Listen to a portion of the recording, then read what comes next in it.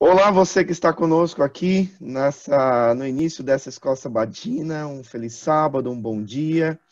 É uma alegria estar com a sua presença, participando conosco dessa última lição desse trimestre, o 13º sábado, a nossa lição sobre Daniel, capítulo 12. O livro de Daniel é maravilhoso, trouxe imensas lições, e hoje nós vamos para a última parte, e tenho certeza que esse estudo vai chamar muito a sua atenção. Conosco aqui nós temos a professora Ingrid e o nosso querido Ângelo, esses dois internacionais mundialmente famosos, estarão conosco hoje dividindo essa lição maravilhosa. Portanto, eu vou passar para o Ângelo, mas antes disso, eu quero fazer uma oração com você. Vamos orar então? Querido Pai, obrigado pelo estudo dessa manhã. Obrigado pela tua bênção, pelo teu cuidado. Obrigado por estarmos juntos desta maneira pela internet, estudando a tua palavra. Que o Senhor ilumine o estudo agora, a recapitulação da lição, que nos ajude a ter uma conexão mais próxima a Cristo Jesus. Colocamos esta prece nas mãos do nosso Salvador Cristo. Amém e amém. Ok, Ângelo? Agora é com você. Amém, Senhor. Então, gente, chegou ao fim. Tivemos 13 lições maravilhosas. Nós podemos ter, com certeza nós evoluímos muito no livro de Daniel, mas chegou ao fim. E gostaria de ler o versório com vocês, que está em Daniel 12, verso 3, que diz assim: os entendidos, pois, resplandecerão com o resplendor do firmamento, e os que muito ensinam a justiça refugirão com as estrelas, sempre e eternamente. O que a gente tem aqui nesse verso? Uma promessa maravilhosa de que você, aquele que leva outras pessoas a Jesus, você vai viver eternamente. Ok? E falando do livro de Daniel, o livro de Daniel foi fantástico. A gente pôde, entre muitas coisas, ver o contraste de como é um governo humano, e como é o governo de Deus. Por exemplo, no caso de todos esses governos, Nabucodonosor, por exemplo. Nabucodonosor era um reino de escravidão. O reino de é um reino de libertação. Da Terra, eles sempre são reinos locais, Nunca é um reino global, mundial. Já o de Jesus Cristo será. Percebemos também que por mais que dure, por mais que perdure um reino, como mostrado nas estátuas, eles vão passar. Eles vão passar um dia. Só que o reino de Cristo, ele é um reino eterno, é um reino que perdura para todos sempre. Então, isso aí nós já podemos ter essa certeza, Um reino eterno, e nós viveremos eternamente juntamente com Cristo. Amém? É bom a gente lembrar, Ângelo, que essa visão de Daniel 12, que é o que a gente vai estudar nessa lição, ela começou em Daniel 10, passando por Daniel 11, e agora que a gente vai ver o fim dessa visão, Então, são 3 capítulos que fazem parte daquela mesma visão de Daniel. E uma das partes mais importantes desse capítulo é que ele começa mais uma vez, com Miguel, que para nós é Cristo. Mas por que Miguel para nós é Jesus, É interessante que ver que não somos nós apenas os adventistas que acreditam que Miguel é Jesus. Há outros protestantes que acreditam que Miguel é Jesus, Por exemplo, John Wesley, que é super famoso, da época da Reforma Protestante, ele acreditava já que Miguel era Jesus, Ele já defendia essa visão. Mas por que nós acreditamos nisso, Há várias passagens na Bíblia que nos dão ali que nos ajudam a nos basearmos nessa ideia, Por exemplo, em Apocalipse 12, 7, a Bíblia diz que Miguel derrotou um exército de demônios. Em Judas 1:9 é onde se fala que Miguel é um arcanjo, que significa que é chefe dos anjos. E é bom reforçar que na Bíblia é apenas um arcanjo. Embora a Bíblia fale de vários anjos, ela só fala de um arcanjo. E o que quer dizer o nome Miguel, Quem é como Deus. E uma das partes que a gente pode se basear para dizer que Miguel é Jesus, o que eu acho muito bonito, é Josué 5, de 13 a 15, onde fala que Josué conheceu o chefe dos anjos antes da sua batalha em Jericó e foi ensinado que ele é santo, né? Porque disse que tire suas sandálias, pois o lugar onde pisas é santo. E se a gente lembrar, no Êxodo 3:5, isso foi dito por Deus a Moisés, quando as chamas da sarça ardente, quando Deus falou com ele através daquelas chamas e disse a Moisés para tirar as sandálias do pé, porque aquela terra é santa. Então aqui a gente poderia falar bastante sobre Miguel, né? Mas já dá uma ideia boa do porquê a gente acredita que Miguel é Jesus, né? E esse príncipe, né, Miguel, como descrito aí, como você falou em Daniel 12, verso 1, ele é visto, chamado por um outro nome também. É chamado em Daniel 9:25 pelo ungido, né? E se a gente abre em Lucas 4:18, em Isaías 1, verso 2, é essa mesma expressão que é usada.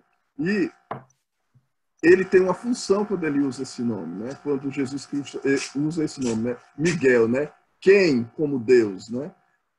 A primeira, né? É Daniel 10, verso 13, que você consegue encontrar. Ele intercede pelo povo de Deus. Ele é um intercessor do povo de Deus. Um advogado, né? Então, quando o texto diz, né? Levantou-se Miguel, né? Naquele tempo, né? Que tempo é esse? O que você acabou de mencionar, né? No final dos tempos mesmo, se levantará Miguel e ele intercederá pelo seu povo. Ele será o nosso advogado diante de Deus. E ele não faz só isso. Ele guerreará pelo seu povo também, né? Como está em Daniel 10:21, né? Guerreando ao lado do povo de Deus. Daniel 12, libertando o povo de Deus. Se a gente andar mais um pouco e ir lá para a Bíblia, nós percebemos que ele venceu a morte, né? Em Judas 9 diz que ele ressuscitou Moisés. Até antes de Moisés não havia tido nenhuma ressurreição. Então ele foi lá, ressuscitou Moisés e mostrou, né, que ele tem o poder sobre a morte. E por fim, como você mencionou antes, ele derrotará Satanás em Apocalipse 12, verso 7. Isso.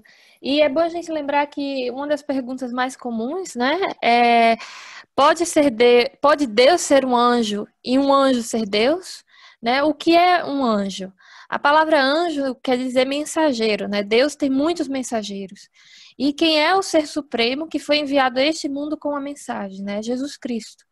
Na oração em seu caminho à cruz, Cristo se identifica como aquele enviado por Deus, que é um com o Pai, em João 17, 3 e 11.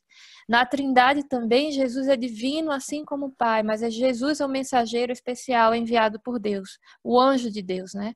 Isaías 63, 9 fala sobre o anjo da sua presença, né? Da presença de Deus. Em Gênesis 48, 16, fala sobre o anjo que nos redime de todo mal. E também uma passagem muito importante é 1 Tessalonicenses 4,16, que fala sobre a segunda vinda de Cristo, em que diz, né, que a voz do arcanjo assinala a ressurreição dos mortos. E em João 5, 28 a 29, fala que é a voz do Filho de Deus que ressuscita os mortos. Então, isso assim são algumas passagens, né, reforçando aí, para reforçar nossa ideia de que Miguel é Jesus, o nosso Salvador. E é muito bonito que Daniel 12:1 já começa falando sobre Miguel, né? E a Bíblia diz: nesse tempo se levantará Miguel, o grande príncipe, o defensor dos filhos do povo de Deus, e haverá tempo de angústia como nunca houve, desde que existem nações até aquele tempo. Mas naquele tempo o povo de Deus será salvo, todo aquele que for achado e escrito no livro. Então, Ângelo, fala um pouquinho sobre o livro, por favor, onde nós estaremos inscritos.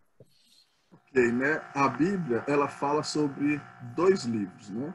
Um é o livro da vida, né? Onde nós temos o nosso nome colocado no momento que nós conhecemos a Jesus Cristo, né?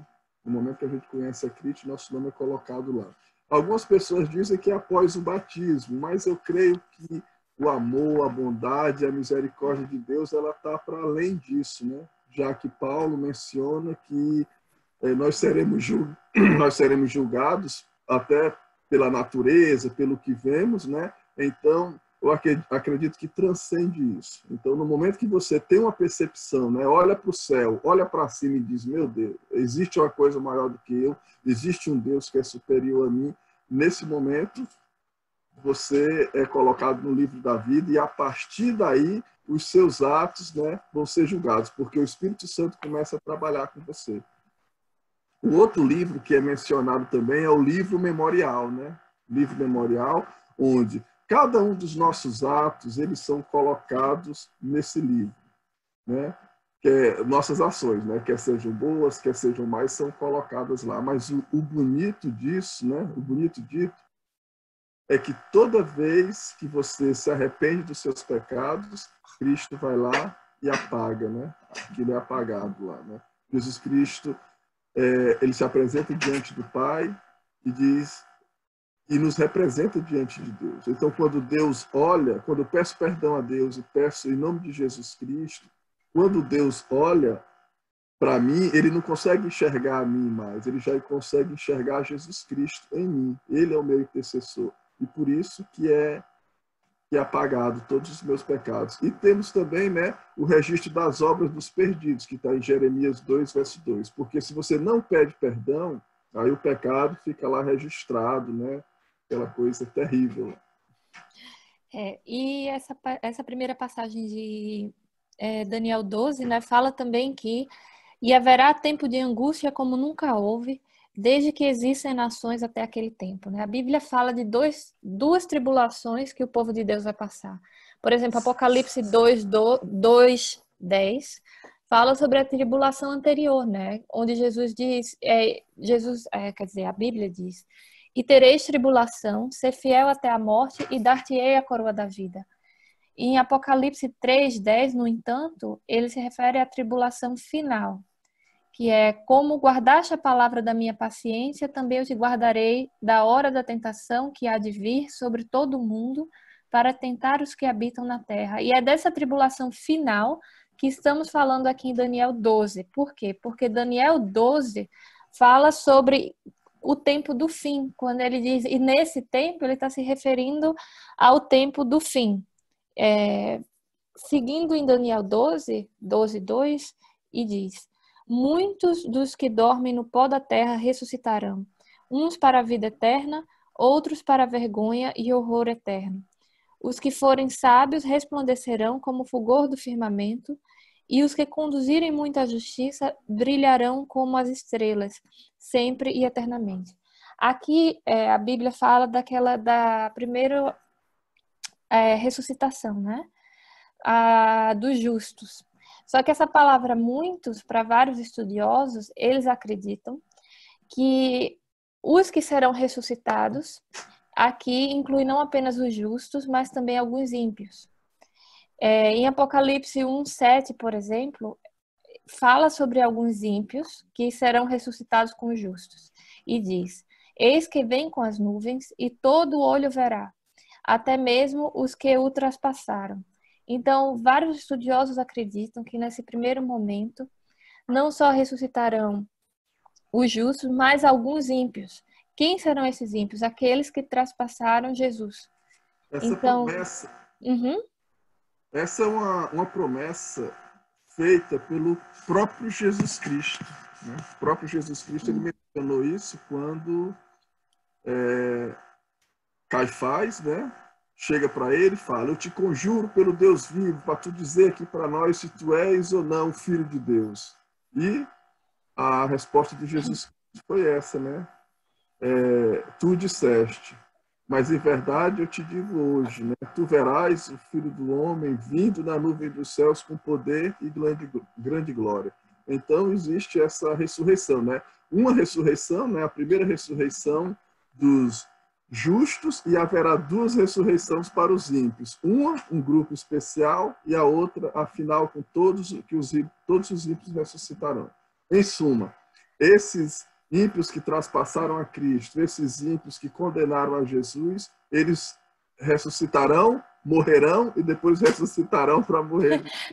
E eu falei ressuscitação, desculpa aí, gente.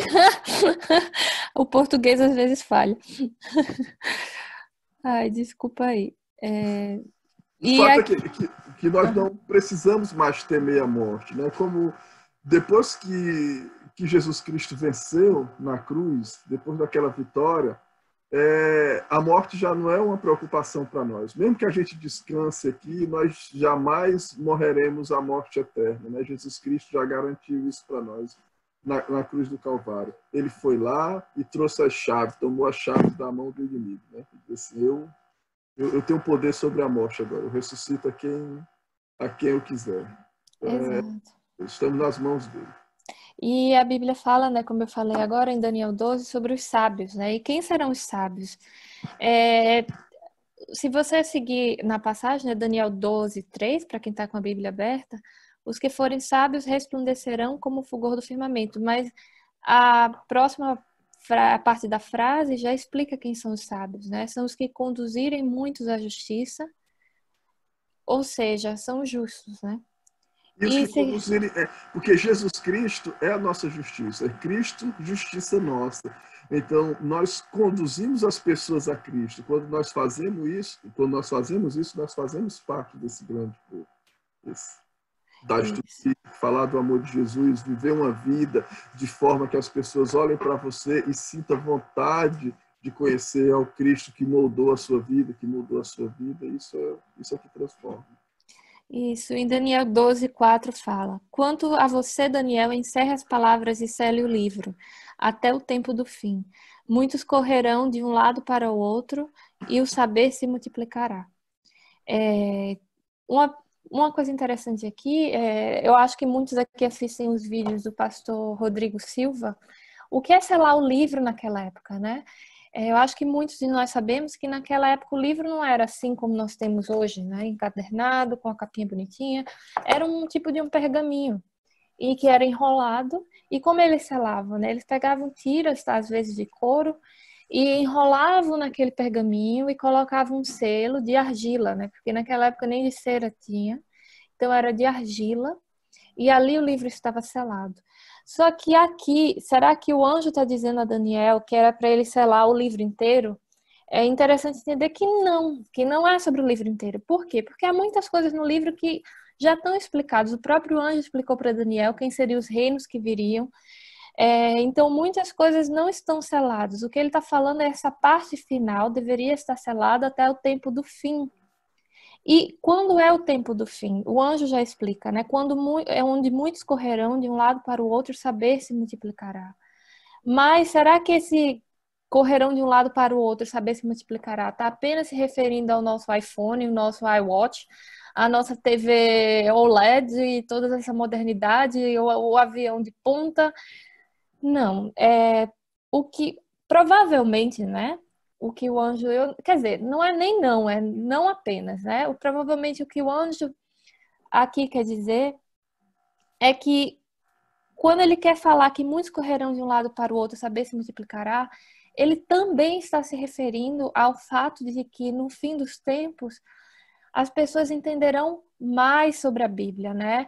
Aquilo que estava selado até o tempo do fim, essa profecia que por muito tempo nós cristãos não entendíamos, que passou a ser entendida. E muita gente começou a estudar a Bíblia de Gênesis a Apocalipse lendo a Bíblia do começo ao fim, para entender essas profecias. Então, foi no tempo do fim que essas profecias foram abertas.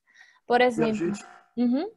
Pode falar. E nós temos, né, João falando sobre isso também. Né? Nós vemos tanto Daniel, no livro de Daniel, como João, no Apocalipse, mencionando sobre o mesmo livro, só que com algumas diferenças que são cruciais para nós. Como, por exemplo, em Daniel 12, verso 9, nós vemos que o livro está fechado. Já em Apocalipse 10, verso 2, ele é visto aberto. Em Daniel 12, verso 7, fala que a sua compreensão está distante. Em Apocalipse 10, verso 6, diz que a sua compreensão está próxima. Daniel, né, em Daniel 12, verso 9, ele é desmotivado a interpretar o que está escrito no livro. Já João, em Apocalipse 10, verso 9, é estimulado a compreender o que está escrito no livro. Né? Então, o que nós vemos é que esses Apocalipse e Daniel estão falando do mesmo livro e para o mesmo período do tempo, né? O tempo do fim. que é, acreditamos nós, né, que é a partir de 1798. Isso, que é em Apocalipse 10, né, que João é convidado a abrir o livro e comê-lo. E diz que o livro tem um sabor doce, mas no estômago ficou amargo, né? Isso, ao a gente acrescentar essa passagem de Apocalipse 10 ao livro de Daniel 12, nos traz uma imagem mais ampla dessa profecia, né? Porque é apenas depois que o livro é aberto, que muitos correrão de um lado para o outro, e saber se multiplicará. Agora, por que essa profecia ficou fechada até o tempo do fim? Porque profecia tem uma função prática na nossa vida, né? Ela serve para alguma coisa, ela não serve apenas para alimentar nossa curiosidade.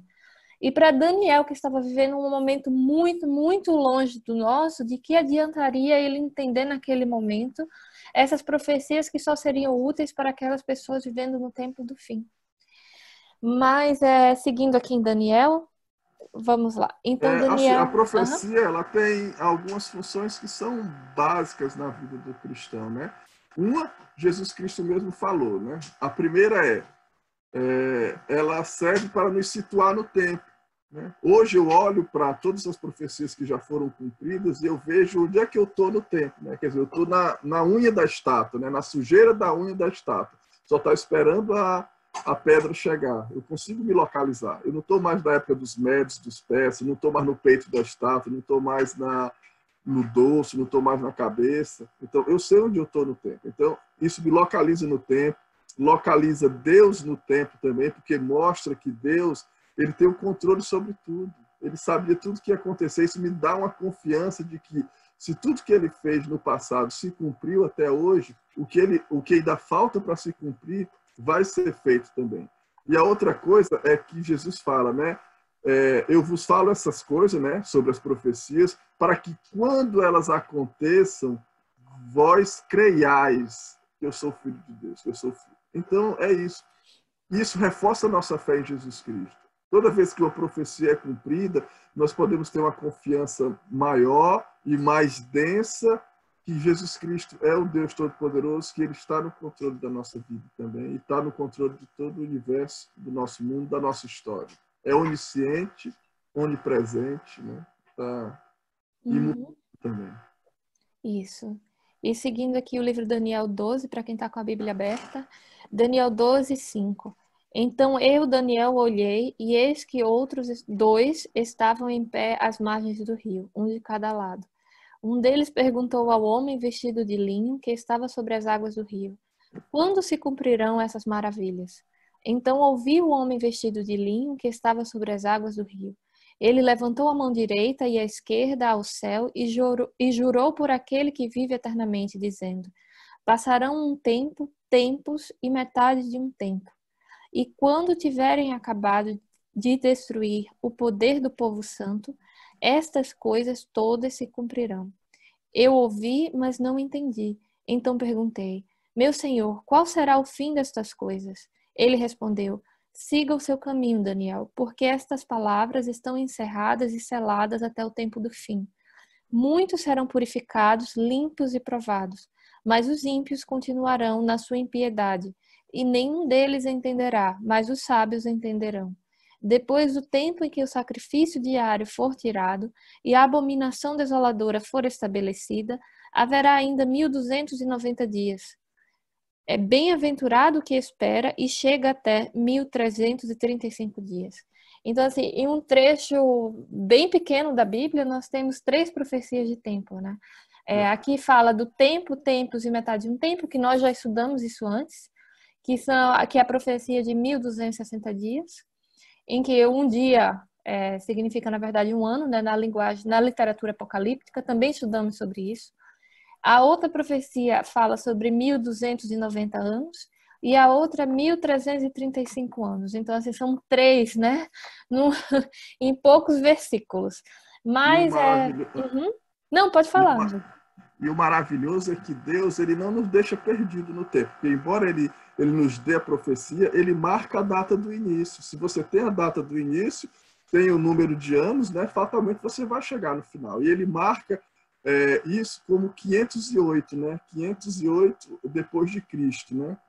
Mas o que aconteceu de tão importante em 508 depois de Cristo? Porque ele fala que foi nessa época em que cessou o diário, né? Cessou o diário, que a gente acredita que atrapalhou, vamos dizer assim, a intercessão de Jesus Cristo no santuário celestial. E como foi que se deu isso, né? Acreditamos que em 507, né, houve uma batalha, né? Batalha de Voeli, que é o rei Clovis, né, o rei dos francos, né, que os francos é a França hoje, né? Ele conseguiu derrotar os visigodos, que era mais ou menos assim, arianos versus trinitarianos, né? E nós tínhamos Clovis, que era ateu, não acreditava em nenhum lado nem no outro, mas ele estava vencendo tudo, e o que aconteceu? Roma tinha muito poder, né? Mas não tinha um exército, não tinha um poder de exército. Assim. Ele tinha poder moral, mas não a força militar. E o que aconteceu? Clovis, ele se converte ao catolicismo. E em 508, essa batalha de Voeli foi a mais importante, né? E em 508, Clovis envia a sua coroa, né, a coroa que ele ganhou nessa batalha, envia para o Papa e diz: a partir de agora eu vou proteger vocês, a partir de agora eu vou cuidar de vocês. E isso, né, segundo a história, não é a Bíblia só que fala, não, é todo o livro de história que você vai perceber. A partir daí foi que Roma conseguiu ter força, conseguiu ter poder para poder se desenvolver. Até então o papado não tinha essa força toda. Depois que os francos os protegeram, cuidaram deles, foi que ela pôde se desenvolver, né? E isso foi, né, que é muito interessante, até em 1798, quando o general Napoleão, né, aprisiona o Papa, né, quebrando a supremacia papal. Ou seja, começa com o rei francês, termina com o rei francês também, né? Então essa é a profecia dos 1290 anos, que vai de 508 a 1798.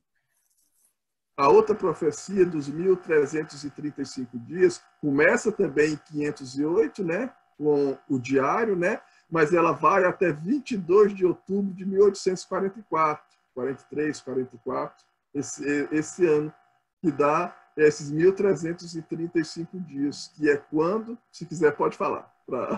Não, especial nessa data. É isso.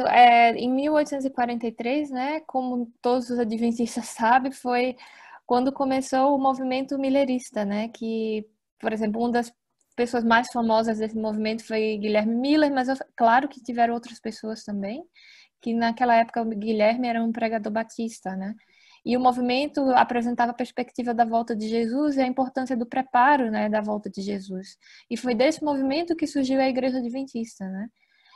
Só que naquela época, é importante a gente lembrar que não foi apenas alguns cristãos que esperavam a volta de Jesus. Alguns, não todos, alguns judeus que estudavam as profecias de Daniel acreditavam que alguma coisa muito importante iria acontecer naquele ano, né? Que para o calendário judaico era 5.603, se eu não me engano, e que dava aí no nosso calendário 1843 a 1844.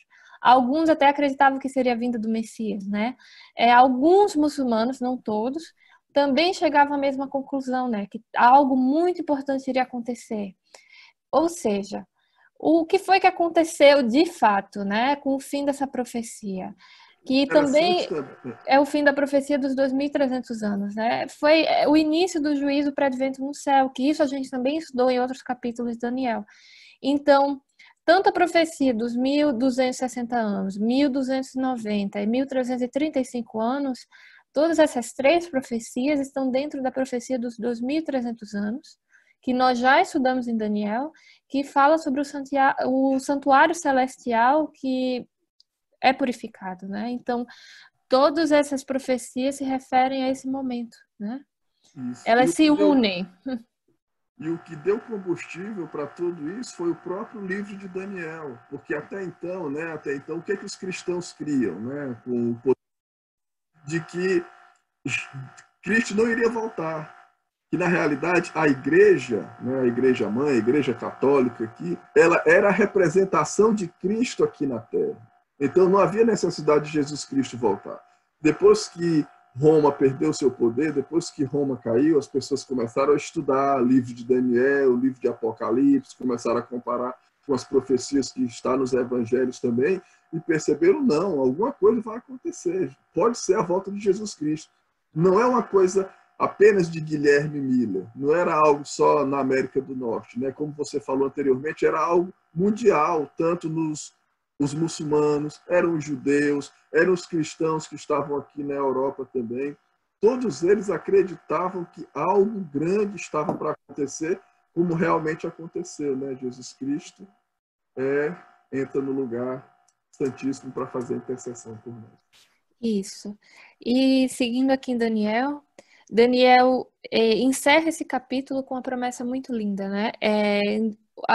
Daniel 12:13 diz: quanto a você, siga o seu caminho até o fim. Você descansará e ao fim dos dias se levantará para receber a sua herança. É muito bonita essa promessa que encerra o livro, né? Daniel foi uma pessoa muito, muito importante para todos nós, que, como Deus mesmo disse, né, ele era muito amado. Foi um jovem que teve que sair da sua terra natal muito cedo, caminhar por 2 meses no deserto, chegou na Babilônia, foi mutilado, né, virou um eunuco, muito provavelmente, e passou a sua vida sofrendo às vezes por momentos difíceis, né, como o sonho de Nabucodonosor, que Deus deu a ele o sonho para que ele não fosse morto com os outros sábios. Ele foi jogado na cova dos leões e Daniel sempre foi fiel. Foi um homem que passou por muita, muita coisa e tinha tudo para se voltar contra Deus e ele não se voltou. Ele foi fiel do começo ao fim da vida. Foi um profeta que pôde falar no Antigo Testamento já, né? Pôde trazer profecias importantes sobre a vinda de Jesus, sobre o fim dos tempos. Então, ele foi muito importante para nós. É um livro fundamental para qualquer cristão que esteja vivendo agora no tempo do fim. Entender Daniel do começo ao fim, porque isso nos dará uma base forte para enfrentarmos o que está por vir. Então, Daniel, sou muito suspeita para falar, porque é meu livro favorito da Bíblia. Eu acho um livro, assim, belíssimo, e acredito que Daniel é um exemplo de vida, né? Como profeta, como pessoa, um exemplo de vida para nós cristãos, de como nós podemos ser fiel a Deus, mesmo em meio a tribulações e momentos muito difíceis. Tem uma expressão bonita que o anjo diz para Daniel, que aquela é incrível, né? Daniel, tu és um homem muito amado pelo céu. Já pensou? Né? O céu ama Daniel. Já pensou, Ingrid, que nos corredores celestiais agora estão falando do teu nome? Vê como a Ingrid, ela é uma pessoa espetacular e tal. O teu anjo dizendo, eu mal posso esperar para abraçar a Ingrid aqui e dizer, seja bem-vinda, acompanhei você a vida toda. É espetacular. Então nós vemos que Daniel, de uma forma ou de outra, ele é um exemplo para cada um de nós de como é que Deus nos vê, de como é que o céu nos enxerga, né? Com amor, com bondade e com expectativa também de que um dia estejamos todos juntos para adorar o nosso Deus. Olha, eu quero contribuir nessa questão